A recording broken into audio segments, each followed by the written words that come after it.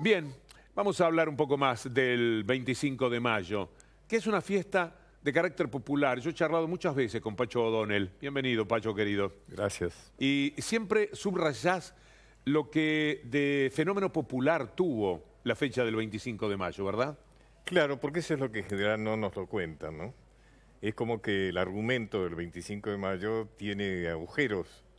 O sea, porque generalmente no lo cuentan que fue como un hecho promovido y protagonizado por los notables, diríamos, criollos, es decir, por los criollos de clase alta. Belgrano, Moreno, Paso, los Rodríguez Peña, etcétera. Y no nos dicen cuál ha sido la participación, lo cual es típico de la historiografía liberal, cuál ha sido la participación de los sectores populares. Y el 25 de mayo, que hoy celebramos, no hubiera sido posible sin la participación de los sectores populares, que son protagonistas importantísimos de la historia y que hay que rescatarlo, ¿no es cierto? Los que vienen de la parte suburbana de Buenos Aires, ¿verdad? Claro, hay dos vetas, digamos, fundamentales de participación popular. Uno es ese grupo de choque, una especie de patota, diríamos, que dirigían French y Beruti, que eran los que se llamaban a sí mismos, evidentemente con un propósito amedrentatorio, los infernales, ¿no?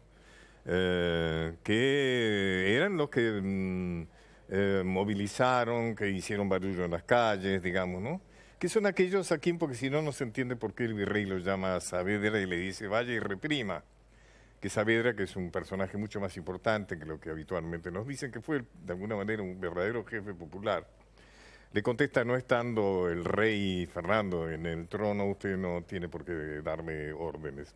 Hay un Y la personaje, otra- perdón, Pacho, hay un personaje cerca de Saavedra que a mí, cuando he leído de vos y en otras ocasiones, cerca de Saavedra, que es Joaquín Campana, Upa. que a mí me parece estremecedor ese personaje. Bueno, Y no Joaquín está en los libros, no está visible. Bueno, y está expulsado de la historia, ¿no es cierto? ¿Quién sabe quién fue Joaquín Campana? Joaquín Campana fue el protagonista de la primera pueblada. Si uno quiere buscar un antecedente del 17 de octubre, es el 6 de abril de 1811. Fíjate vos cómo juntamos con Saavedra, cuando la gente, los gauchos, los afrodescendientes, los originarios, salen espontáneamente a la Plaza de la Victoria a defender a Saavedra de un golpe anunciadísimo. Y esa fue la primera pueblada, y Joaquín Campana fue su espontáneo jefe, digamos, ¿no? Que era un abogado de los suburbios, ¿no? Un abogado suburbano. Luciana. Y los sectores populares a los que usted hacía referencia, ¿qué injerencia y qué participación tuvieron ese día? ¿Estaban en la plaza, estaban en la calle? Antes le voy a decir cuál es la segunda vía de participación, Sí. que fue el pueblo en armas. Es decir, cuando fracasan las fuerzas regulares españoles a defender Buenos Aires de la primera invasión inglesa, Liniers convoca a la gente, a los voluntarios, a formar las legiones, las milicias. El Regimiento de Patricios es una milicia conformada por gente no militar, por gente del pueblo, a quien Liniers le ha dado armas y quienes han elegido por votación como su jefe a Saavedra, que no tenía nada de militar, era un vendedor de vajilla. Fíjese de qué manera era una verdadera milicia civil armada. O sea que tenemos dos grupos importantes, operantes, que son la patota de French y Beruti y los patricios, que eran la gente, el pueblo en armas. La participación fundamental se da el 22 de mayo.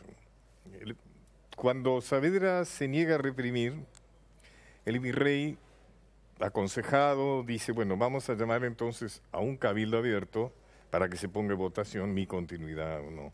Da por sentado que ganan porque ellos son los que hacen las invitaciones. Son 450 invitados que son funcionarios virreinales, son los típicos comerciantes ligados al gobierno, etcétera. Entonces se hacen las invitaciones y la historia es que 225, aproximadamente la mitad, votan en contra del virrey. Y ahí es cuando cae el virrey. Y uno puede pensar, ¿qué pasó? O sea, ¿por qué esa votación que debería haber sido a favor, por qué fue en contra? Y es que la gente de French y Beruti, los chisperos, como también se le decían porque usaban armas de fuego, de chispa, estaban en la puerta, en las arcadas, digamos, de la plaza, y decidían quiénes pasaban y quiénes no pasaban. O sea, no se ha inventado nada en la política. Hay una recreación mientras hablas, Pacho, que me gustaría ver a pantalla entera, le pido al señor director, porque vale la pena. Fíjate, esto es una manera de recrear lo que ocurrió, naturalmente cinematográfica, pero muy bien hecha. Mirá, miralo en la pantalla.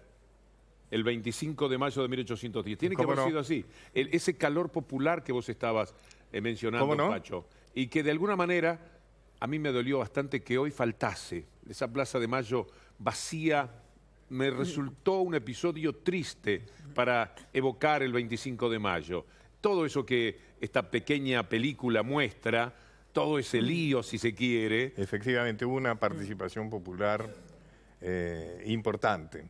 Y fíjate vos, Víctor Hugo, que en la versión que yo te doy no hay más misterio sobre las escarapelas. Porque ¿para qué servían las escarapelas? Para diferenciar los que estaban a favor de los que estaban en contra. Como actualmente se sigue así de distintas maneras. Así de simple. O sea que realmente las escarapelas tuvieron una significación importante. ¿Puedo preguntar por ese poncho? Este poncho es un poncho salteño que lo he traído, uno porque me gusta mucho, es muy abrigado. Y otro porque de alguna manera es un homenaje a Güemes, otro gran jefe popular. Que era muy joven en ese momento, ¿no? Era Güemes, sí, claro, muy joven, prácticamente no participó de las invasiones inglesas.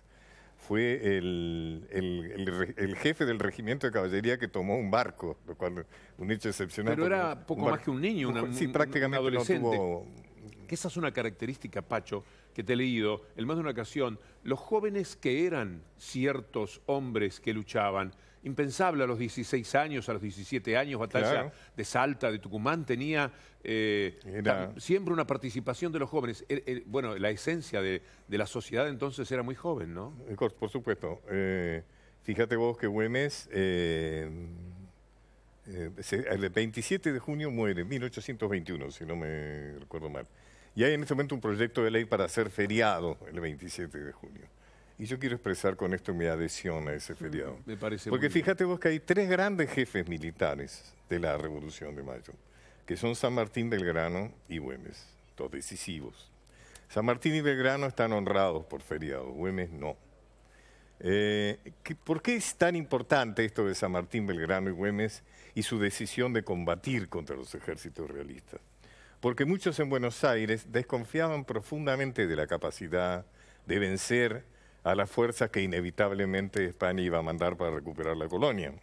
Y entonces aparecían una serie de estrategias, sobre todo de importar príncipes europeos que vinieran a gobernar acá en Fernando VII. Pasó el príncipe de Luca, el duque Luis Felipe de Orleans, que luego fue rey de España, el hermano menor de Fernando VII. En cambio, Güemes, Belgrano y San Martín confiaron en con coraje y patriotismo iban a poder. Belgrano, que además para hacerlo tuvo que ser desobediente del gobierno de Buenos Aires, que lo quería replegado a Córdoba para defender Buenos Aires. ¿Verdad? Y si nuestra frontera norte es la que tenemos, en gran medida se la debemos a la desobediencia de Belgrano, que se paró, dijo, no voy a seguir retrocediendo, y obtuvo esa victoria fundamental en la historia argentina, que es la batalla de Salta. En la que tiene tanto que ver, tanto con que se haya quedado como con la victoria Dorrego, ¿no?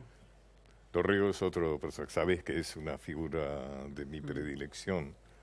Una pregunta que le habrán hecho un montón de veces, ¿cuál fue el mito más grande? ¿Qué está tan instalado de esa fecha que hoy celebramos que quedó como algo que no se puede cuestionar o que se sigue enseñando como si hubiese pasado así y no pasó, o alguna costumbre? Yo creo que algo que se pasa por alto es algo que quizá a algunos no les guste escuchar. Pero cuando el 22 de mayo cae, digamos, se vota en contra de la continuidad del virrey, se produce una maniobra de sus adeptos que es organizar una junta que lo tiene a él de presidente y hay dos miembros españoles y dos miembros criollos. Los miembros criollos son nada menos que Saavedra y Castelli, o sea, dos jefes de la insurrección. Es decir, que de alguna manera consideraron que la revolución había llegado hasta ahí.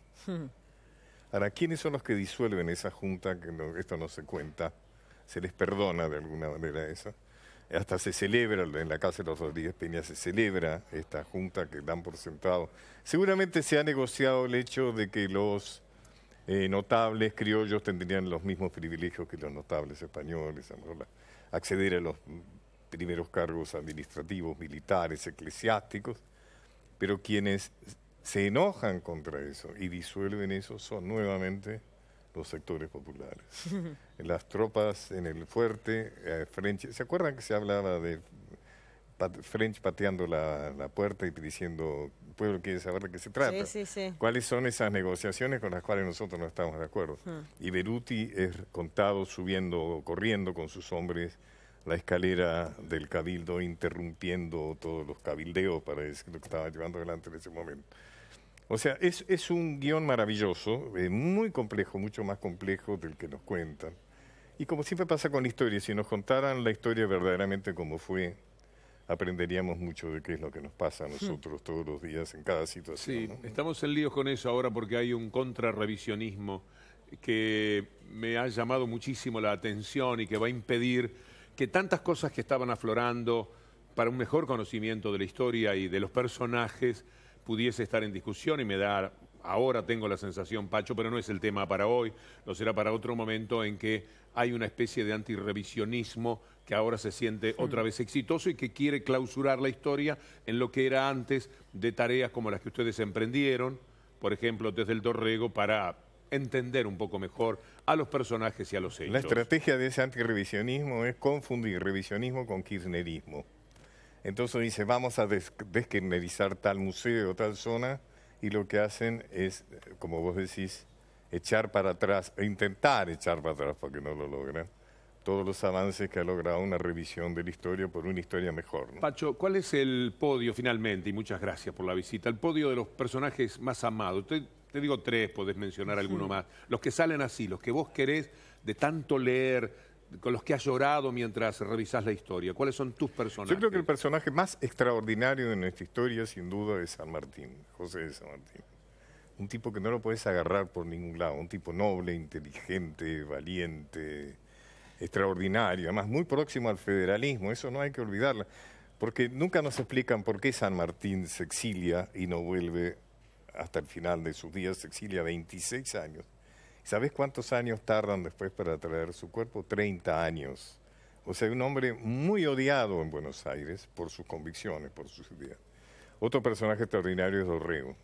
Y otro personaje al cual yo he reivindicado mucho en mis últimos libros, una figura supuestamente prócer de tu país, pero que en realidad es un prócer también argentino y latinoamericano y de la patria grande, que es José Gervasio Artigas. Lo cual se agradece tanto. Tu libro, Artigas, es de los más lindos, porque además el tipo de novela histórica son verdaderamente excepcionales. Yo tengo muy un lugar en mi corazón de La Revolución es un sueño eterno, de Andrés Rivera. ¿Cómo no? Tu libro de Artigas. Y, bueno, por supuesto, El general en su laberinto, de García Márquez. Me parecen los libros potentes de los cuales lees historia, pero siempre te parece que estás adentro de una novela maravillosa. Te lo debo, Pacho, eso. Muchas gracias. Y antes del 9 de julio me vas a invitar y vamos a hablar del 9 de julio como la segunda declaración de la independencia. Ya que hablamos de Mirá Artigas. vos, si estuviera cerca Leonardo Pastore, si volvés a tu casa, ponés el 5N, capaz que te regalo el tango 9 de julio cantado, porque siempre se conoció nada más que la música. Y hay una letra del tango 9 de julio, si anda Pastore por allí todavía. Y vamos a hablar de que el 29 de junio de 1815, Artigas y todas las provincias federales declararon la declaración de independencia. Estamos hablando del Arroyo de la China. En Concepción del Uruguay, en Arroyo de la China. Sí. 1 año y 10 días que antes después no fueron a Tucumán por eso, porque ellos decían, nosotros ya declaramos la independencia. Y después no querés que estén en contra del revisionismo. Es demasiado. Demasiado. Muchas gracias, Pocho. No, gracias. Pacho, por Gracias esta por tu invitación. lección.